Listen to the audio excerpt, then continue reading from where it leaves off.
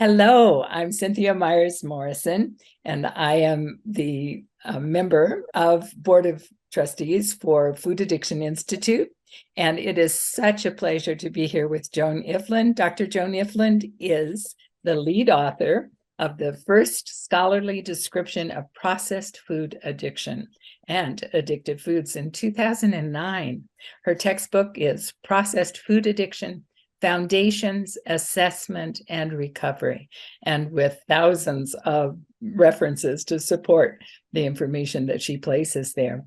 She founded the Addiction Reset Community, ARC, as the first online recovery program in 2018, and ARC Manager Training in 2020, and the Food Addiction Recovery Advocate, FARA, certification 2021. She has a PhD, an earned PhD in addictive nutrition from Union Institute University, an MBA from Stanford, and a BA from Oberlin College. And so it's such pleasure to introduce Joan Ifland. And would you say a few words about your own history around food and food addiction, how you got interested in that? And then I have some questions for you. Thank you, Cynthia. Thank you so much for inviting me here. I appreciate you. My journey really started with my grandfather on my mother's side. He owned a candy store and a music store. It was a combined store, candy and Victrolas. He was sugar addicted, I'm fairly sure. There weren't a lot of teeth left in his head, although he lived a long life, 86 years. And he was always fun for the children to be around because whether my mother and grandmother were admonishing him not to or what, he gave us sugar. We grew up in a modern household, even though I was born in 1951. Our household was modern, which meant that we used convenience foods because modern women didn't cook. So that was the deception, the twisted advertising that the tobacco industry used on cigarettes, and the food industry picked it up for processed foods. So I grew up in a very violent household. I just found a book about emotionally immature parents. I said, oh, those are mine. I was raised by two temper tantrum throwing 3-year-olds, I say. My parents were just volatile, and they were mean. They were two very mean people. We would breakfast on sugary breakfast cereal and white bread and, purple sugar, jellied sugar and margarine, and it would set off the day. Just processed wheat products, processed sugar products, processed dairy products. It was already in full swing in the 1950s. A home-cooked meal every night, and just lots of fighting. There was lots of fighting. There was volatile behavior, very, very insecure environment, neglectful, just no nurturing.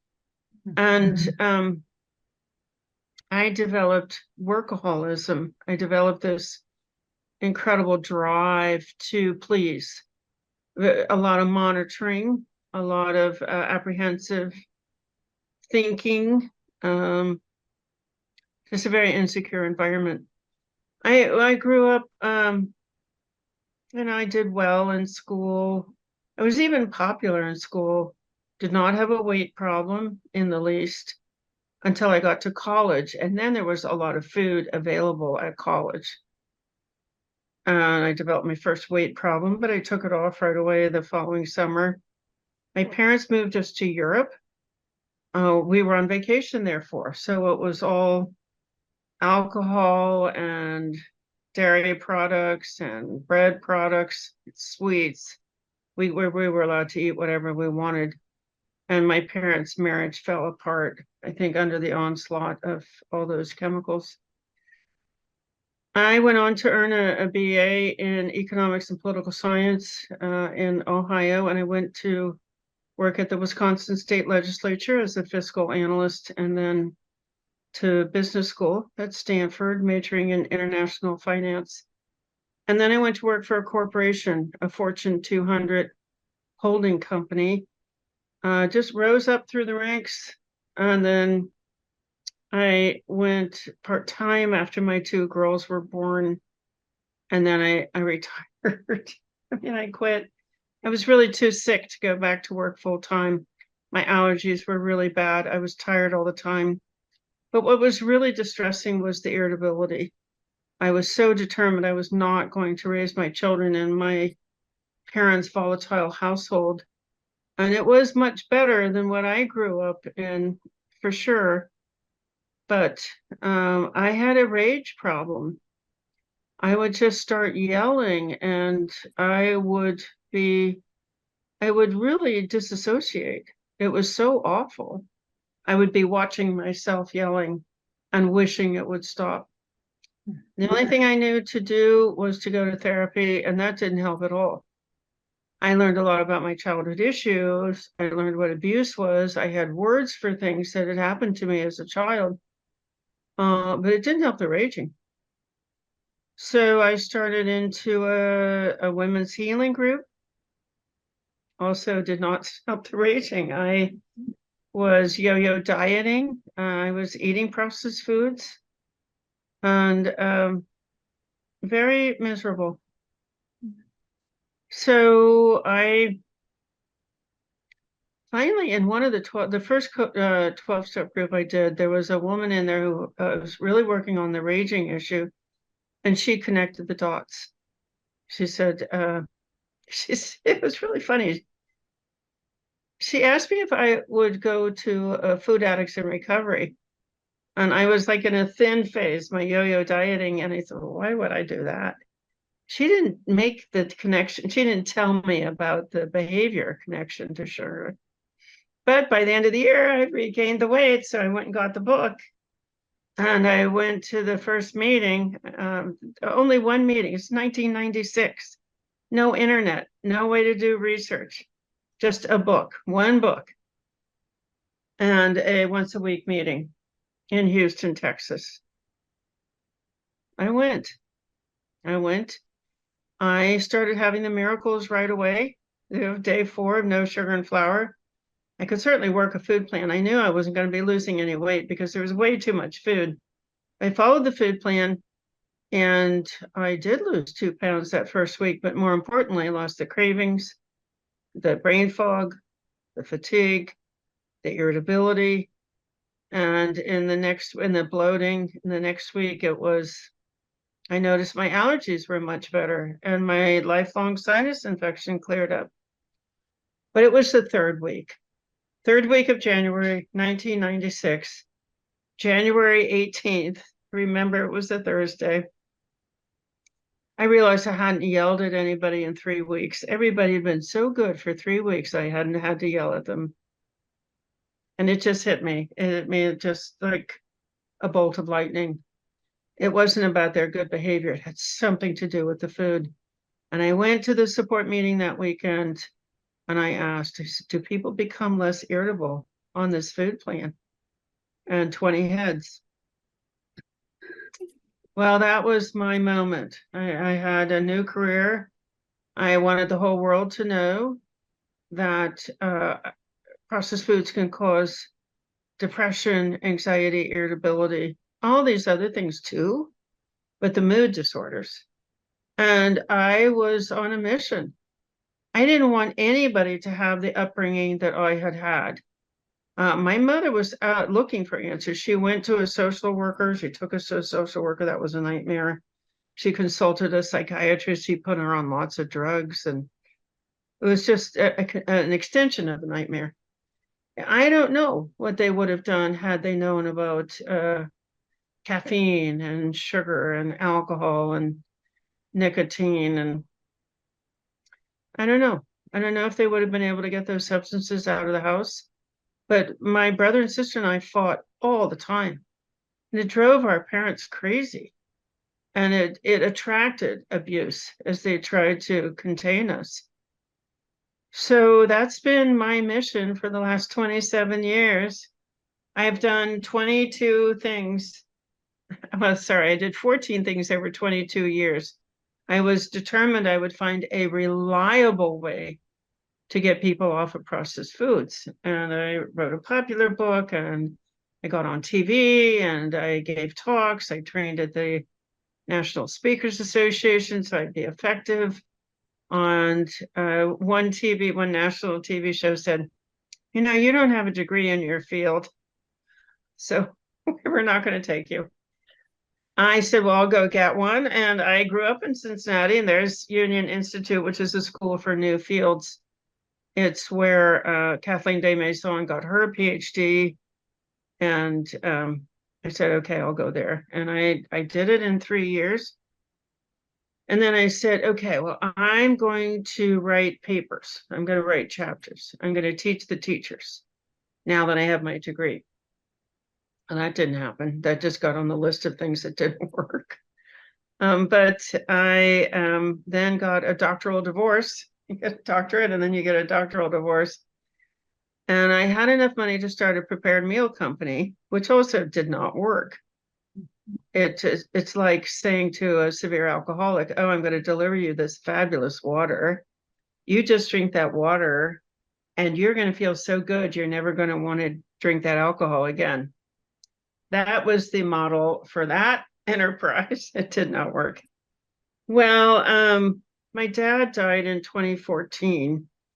And at the same time, CRC Press approached me to write the textbook.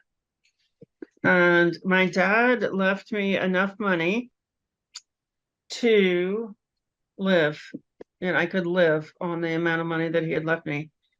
And I needed to go back to Cincinnati and see my stepmom through the end of her life. Mm-hmm. Well, what I learned from writing the textbook explained everything. What I learned from writing the textbook is that over 80%, now these are current numbers, not 2017 when I finished the textbook, but current numbers. Over 80% of the United States is severely addicted. And how do I know? What's the kind of evidence? Well, the American Psychiatric Association has over 50 years of hard work identified 11 signs or diagnostic criteria for an addiction. And there's evidence that over 80% of Americans meet 6 or more of those. And that's the threshold for a severe addiction. The other thing I learned from the textbook is that people are deeply traumatized by having had a severe illness and having it labeled as something else, and therefore getting damaging treatment for it. So it's been labeled as weight gain. And when you attempt to put somebody through weight loss through restricting calories who has an addiction, you make the addiction worse. You hyperactivate the dopamine pathways, and you wake up a different part of the brain, which is the fear of famine brain. And then you have people who are so obsessed with eating because the fear of famine brain has now equated it with survival that they're binging. That to me is binging. That's a survival behavior in response to not enough food. So great. Well, what do you do? Okay, so this is a severe addiction. What do you do for a severe addiction? Oh, residential treatment. Oh, 2 years. A year. Residential treatment. And I thought, shoot, not sending 100 million people to residential treatment. Well, the next level of care, the next appropriate level of care for a severe addiction is intensive outpatient, where you would go to the hospital for 4 or 8 hours a day, Monday through Friday, and you would do that for some months. I said, well, maybe we could provide that over the internet. And we're talking 2017. So there are chat rooms, there's Facebook. And I started to try to piece together an online program. And then at the end of 2017, I met Zoom. And January 1st, 2018, I had even started a daily phone call. You know, AA, 90 meetings in 90 days. Well, I'll do a daily phone call, a conference call. That was not nearly enough for a severe addiction. So on January 1st, 2018, I got 10 volunteers from the conference call. And these are people who hadn't been able to put a clean day together in decades. And we got on Zoom. And at the end of the first day, I went around the room, asked them how their food had been that day, and they had all eaten clean. And I was shocked. I had been at this for 22 years at that point, and there it was, right in front of me, Zoom. So we got through the whole week. They ate clean the whole week. I had a paid group the next week. They also ate clean the whole week. And I began to look and trying to figure out what had happened. Well, there is research on a very powerful, some people say it's the dominant system in the brain, and that is mirror neurons. Mm-hmm. And mirror neurons, whether you're an evolutionist or a creationist, there's one place where it just overlaps incredibly. Mm-hmm. And that is the need to be in a tribe for survival. So if you're a creationist, you're in a tribe, so your neighboring tribe can't kill you or your children or enslave you. You have to be in a tribe to find food, water, shelter. You have to be in a tribe to be protected from predators. How does a tribe decide that they're going to protect you and find food, water, shelter for you? You behave like they do. They're going to look for food, you look for food. They're mowing, you're not mowing, but they're hoeing the fields you hoe. You fit in, you belong. And that's what was operating on that day. And the brain engages in that, we need to fit in, we need to belong. That kind of behavior is triggered over a screen. That's what I saw January 1st, 2018. That was 5.5 years ago, and I've just collected the most incredible people, and we have built an online community so that people can get the right level of care any moment of the day. We operate 24 hours a day in blocks.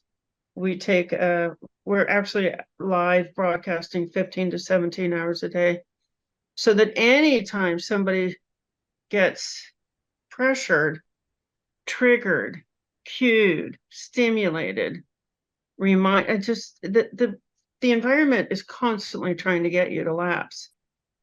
That person can open a screen and then be in their tribe, in their community, and the drive to belong will kick in and dominate the addiction. Mm-hmm. It's an incredible discovery. Because people think, oh, the addiction overrides all the time. I have this addiction. My frontal lobe is not powerful enough to fight it off. There's this competition between the addiction and the rational brain. The addiction always wins. It was there first. It was there in utero. It was there. Every other cell in the brain has developed in an addicted brain because of the way the tobacco industry has attacked children and sugar. So this is huge. It's a huge invention. We do now have a reliable way. I was able to price it really affordably. It's $59 a month. Mm-hmm. And more importantly, in the last couple of years, we've started a training. So you can come and get 6 months of intense, it's really at your own pace, but you're in the community, you're immersed. So the training comes very easily and it's really fun, because when people are equipped with the science and they know what's going on in the brain, and because of my business background, I can also educate on the business model. This is an addiction business model. When tobacco bought Kraft, Nabisco, and General Foods in the mid-1980s, they did it for one reason. They are addiction merchants, and they saw the opportunity and the money. Yeah, follow the money. So we are being preyed upon by a tobacco style processed food industry. They deliberately hire addiction neurologists to make their products addictive, marketed addictively, priced addictively, distributed addictively. You know, they were taking out the cigarette vending machines and putting in the snack and soda machines. It's in the internal tobacco documents. They took the Marlboro Country Store, which is an addiction development technique, and they turned it into the Kool-Aid Wacky Warehouse to addict small children to sugar. So painfully. In their documents, it's described in chilling detail, and they're so proud of themselves that they figured this out. Wow. So, I mean, my first message is none of this is your fault. None of it, not the weight gain, not the diseases, not the behavior, not the cravings, none of that. The treatment is not appropriate for severe addiction, and the corporations are allowed to just run over us. So that's if your listeners take one thing away from this, it's not your fault. Oh, Joan, thank you very much. I appreciate that, and I agree. It's not the fault of the individual. We have a whole lot of other things that have caused all of this. So many people are on disability with chronic conditions now. Is this why? Could you speak to that? One of the criteria for an addiction is increased use. It's called tolerance or progression.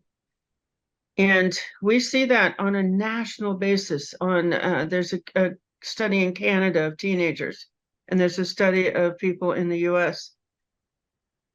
Americans are now eating 73% of their food in processed foods. So what does that mean? So the tobacco companies brought the addiction business model to processed foods in the mid-1980s. So our food supply has been kind of addictified for 35 years.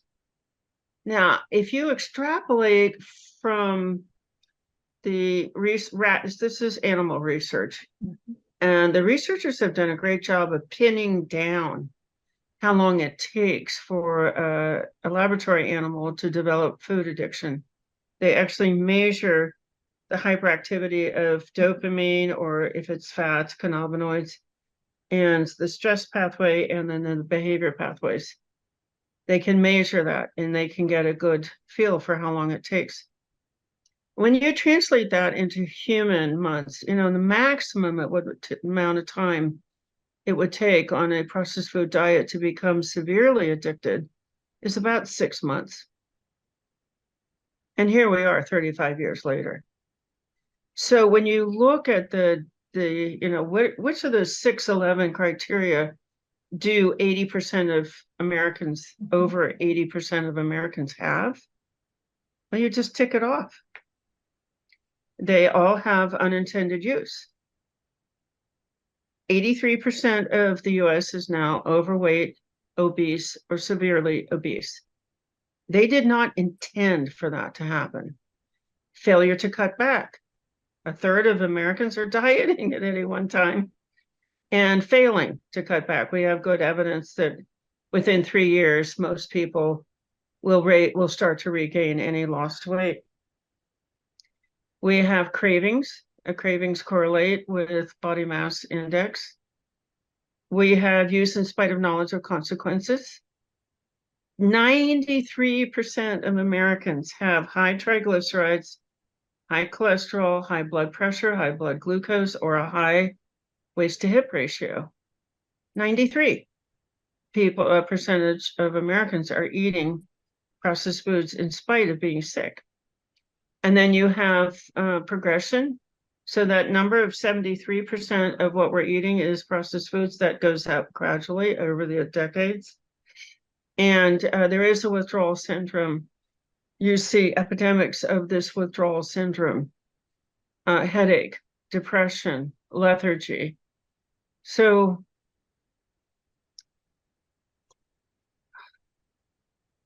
There we are. Yeah, you can't deny it. You can try, but the evidence is all there.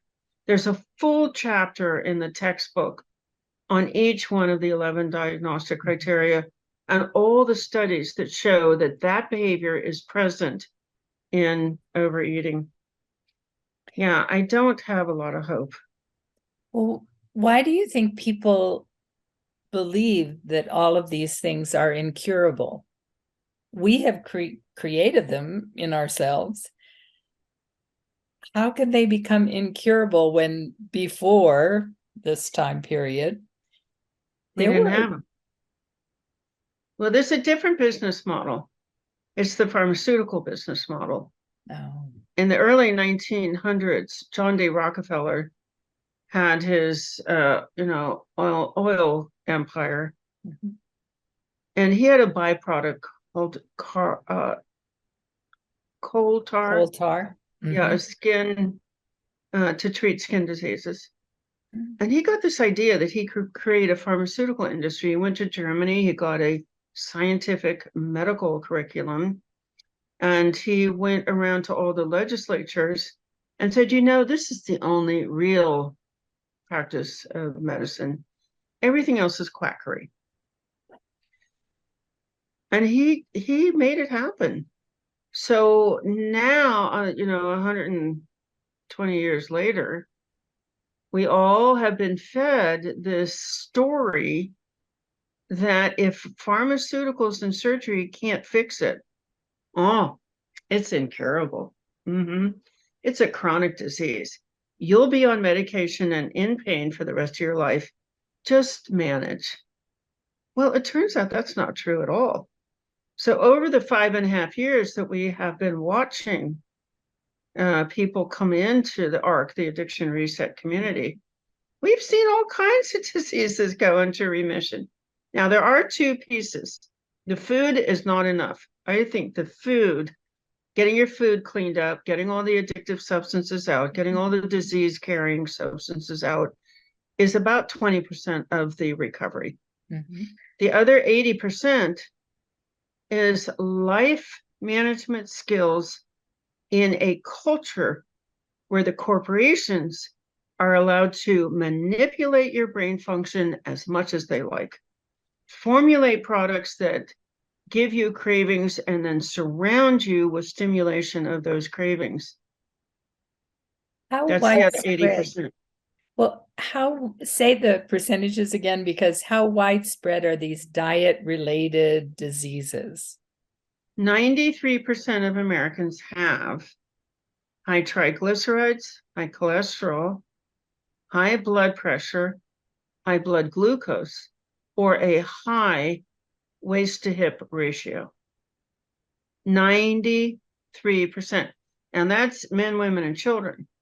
So people my age, I'm 71 years old, they're going to be closer to 100%. Whoa.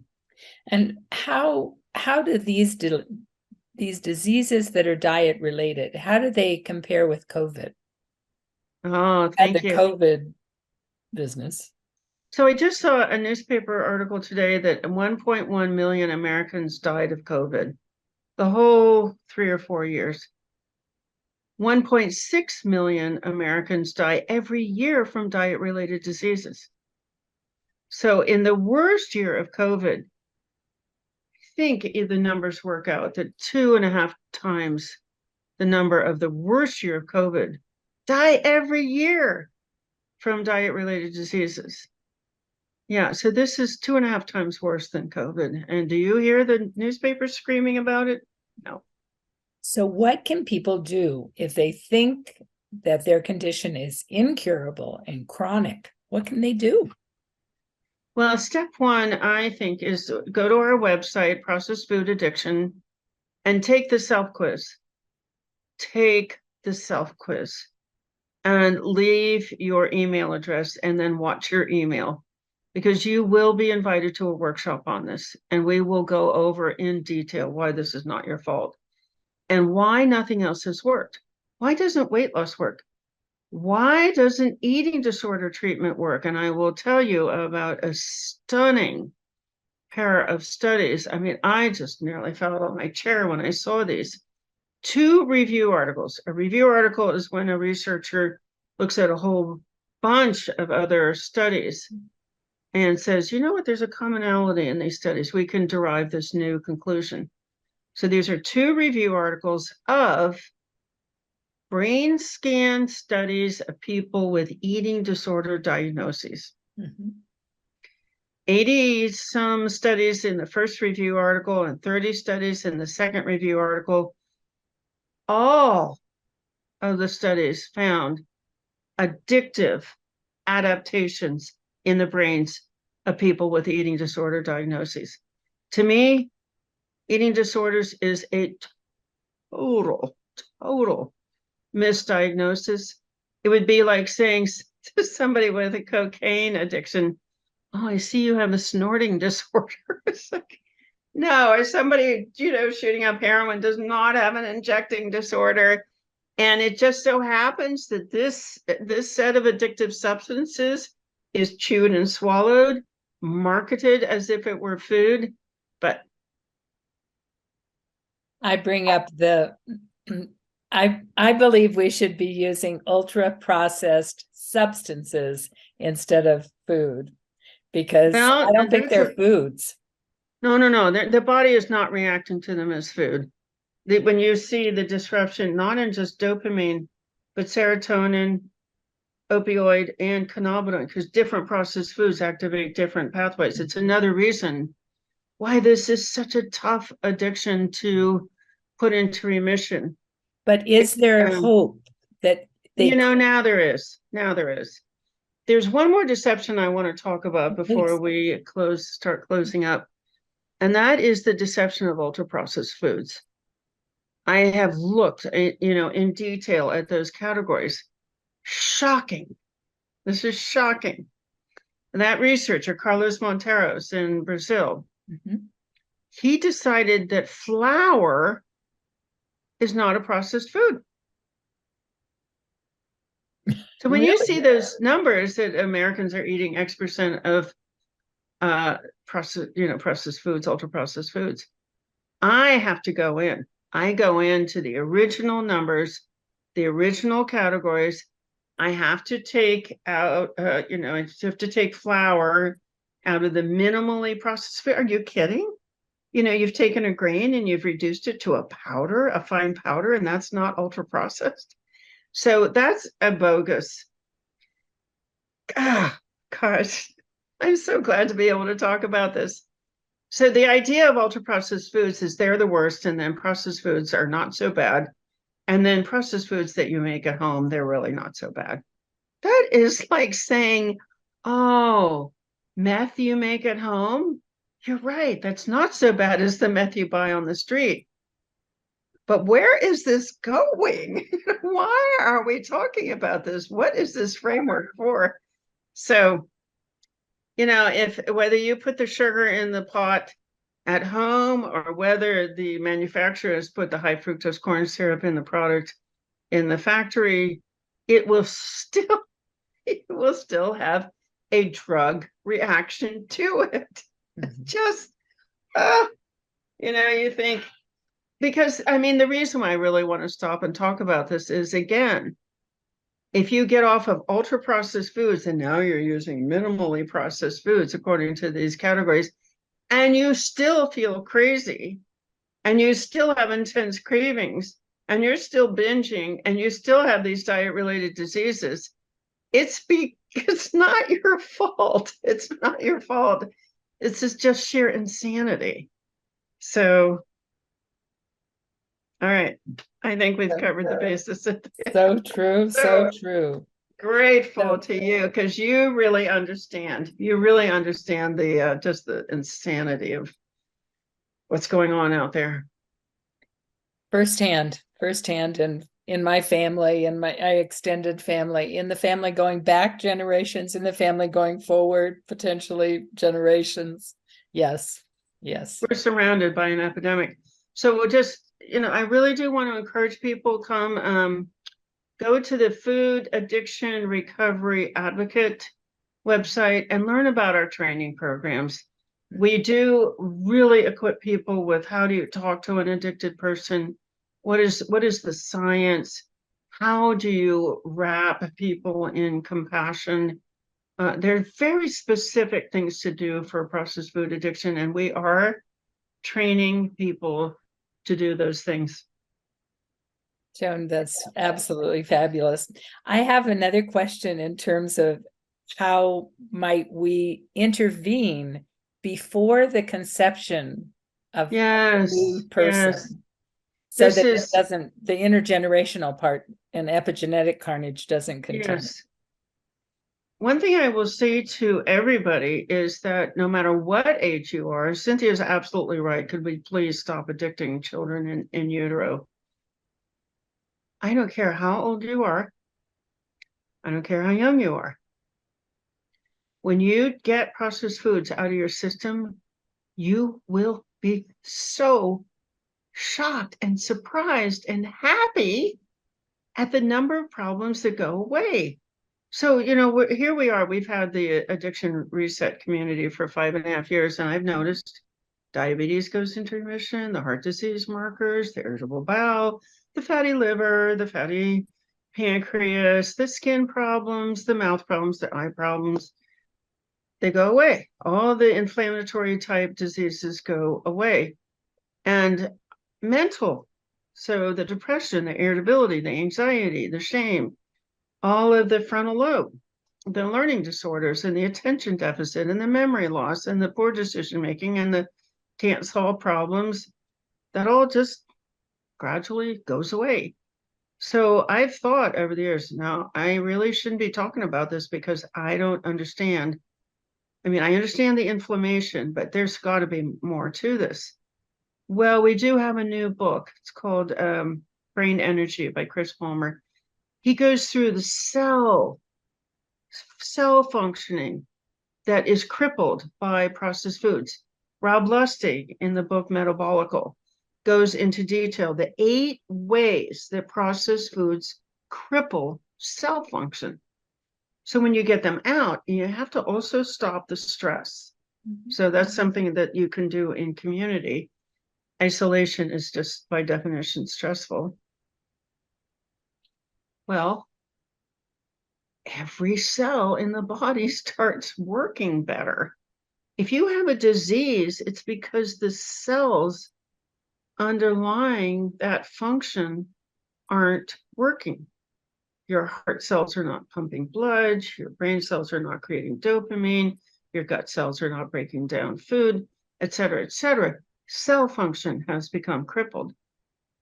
Well, when you restore cell function, you take the processed foods out, you stop that process of crippling the cells, they start to work again. So that's why so many different diseases go into remission. And between those two authors, Rob Lustig in Metabolical and Chris Palmer in Brain Energy, it's just a super clear description of how cells become crippled. And then you can see exactly how to get them to start to work again. This is so powerful that we have introduced a new community. It's called the Remission Optimistic Community. It's a 4-month program where we tightly focus on health creation.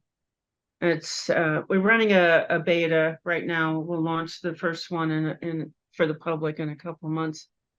But just don't ever think that, I mean, this is what I would say. If a Western trained, a pharmaceutical based practitioner says to you, that's incurable, you have to take this for the rest of your life, you might have to take it for the rest of life, but for heaven's sakes, get into all these other modalities: breath work, meditation, exercise, visualization, socializing, using your intuition, calming, self-regulation.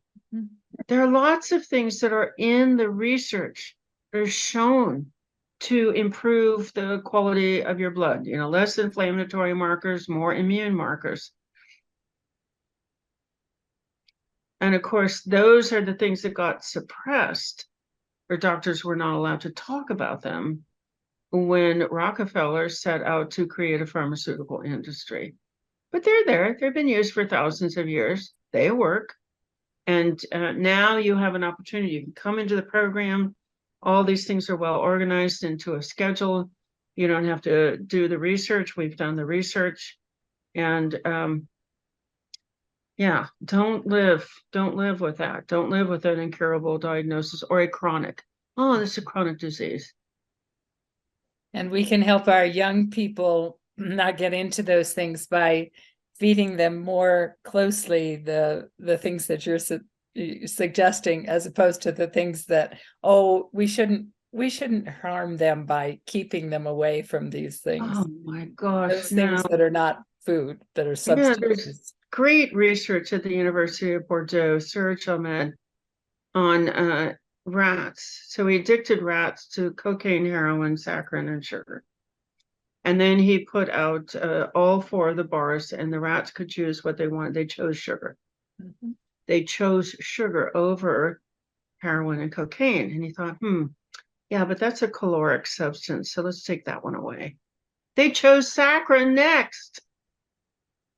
They chose saccharin over cocaine and heroin. So people say, but I really should be able to give my children sugar every now and then. Absolutely. Anytime you run out of cocaine, you could just substitute sugar. I may quote you on that, Joan. Oh my gosh. No, parents, get this stuff out of the house and then let Mother Nature take its course as your child is protected from particularly refined carbohydrates or dairy or any of the other excessive salts, for example. Their bodies will lose the ability to break it down. The liver will go off and produce different enzymes. The gut microbiota that break down those toxic substances will die off. Why is that so cool? Because the next time your child eats it, the full toxicity will reach the brain, the stomach. They will be noticeably sick. And well, why is that a good thing? It's because then your child will start to, on their own, inside of them, associate processed foods with pain. And they just will lose interest in them. So your job is to create an absolute, reliable, dependable, always there supply of clean food that still looks like it did when it was harvested. And that's what I did with my kids. I said, I'm not going to monitor you. Of course I'm not.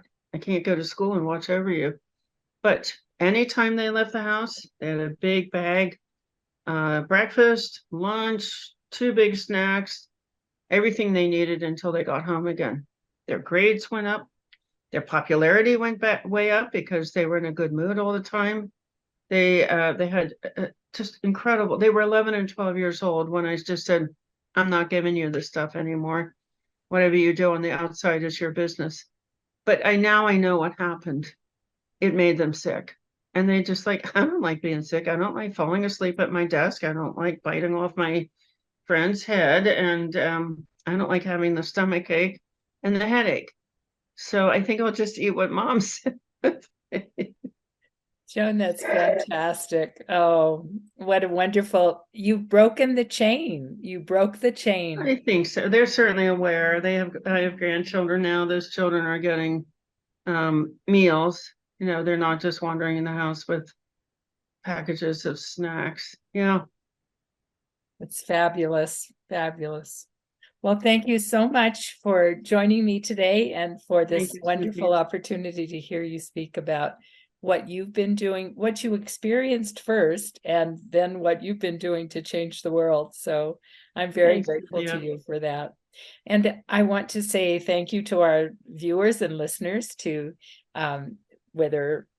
whenever they watch this, that the opportunity is there to donate to Food Addiction Institute. If you go to our website, you'll see the Food Addiction Institute site, and it's a wonderful resource of information about food addiction for professionals, as well as people who are lay people, family members, anyone who has food addiction touching their lives.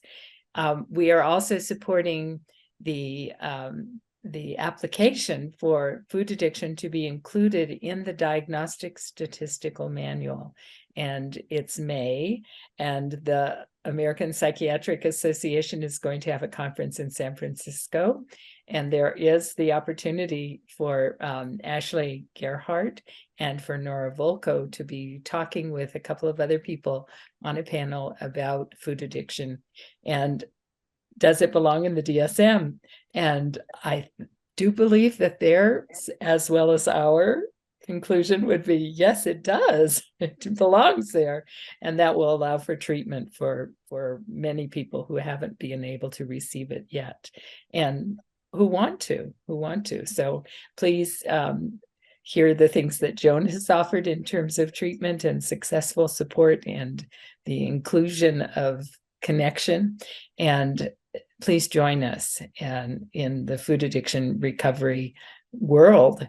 I'm so grateful that Dr. Joan Ifland has joined me today. And please join us again next time. We'll have another YouTube out soon. So thank you so much, Dr. Ifland. And I hope that people come to your sites and check them out. And you said the FARA is the one too? So the training website, Food Addiction Recovery Advocate. The site to go to take the self-quiz, processedfoodaddiction.com. Wonderful. Thank you so much for your work and for sharing this vital information with our world. Thank you. Thanks, Cynthia. I'm grateful to have been here. Thank you. Take care.